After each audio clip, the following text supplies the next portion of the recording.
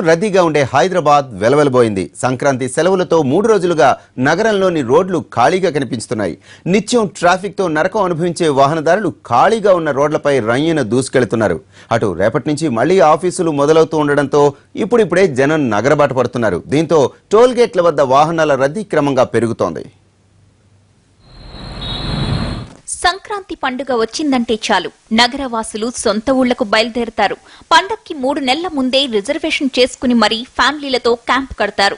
దీంతో పల్లెల్లో సంబరాలు అంబరాన్ని తాకుతుంటే నగరం ఖాళీగా దర్శనమిచ్చింది. హైదరాబాద్ రోడ్ల మీద ప్రయాణం అంటేనే నరకం. గంటల తరబడి ట్రాఫిక్ లో చిక్కుకుపోయిన సందర్భాలు కోకొల్లలు. బయటికెళ్లిన వారు తిరిగి ఇంటికి ఎప్పుడు చేరుకుంటారో తెలియని పరిస్థితి. కానీ ఈ 3 రోజులు మాత్రం నో ట్రాఫిక్. అసలు కొన్ని ప్రాంతాల్లో వాహనాలే కనిపించలేదంటే నమ్ముతారా?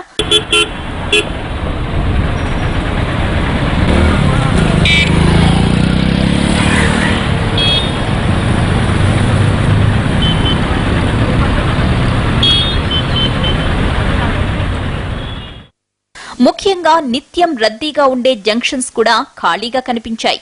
దీంతో వాహనాలు రైమంటూ దూసుకుపోతున్నాయి. ఏడాదంతా ఇలాగే ఉంటే ఎంత బాగుంటుందో అనుకుంటున్నారు నగరవాసులు. ఫ్రీగా వెళ్ళవలసి వస్తుంది, 10 నిమిషాల్లో వెళ్ళవలసి వస్తుంది. ఇక్కడ నుంచి జైంట్ వరకు రోడ్లు అన్ని ఖాళీగా ఉన్నాయి, అంత ఫ్రీగా ఉంది. Very happy today. I will feel that very happy today. ఇప్పుడు సంతోషం అనిపిస్తుంది, కానీ డైలీ వెళ్ళాలంటే మేము ఏరాగడ్డ నుంచి హ్యాబిట్స్ వరకు వెళ్ళాలంటే నాకు 1.5 hours పడుతుంది.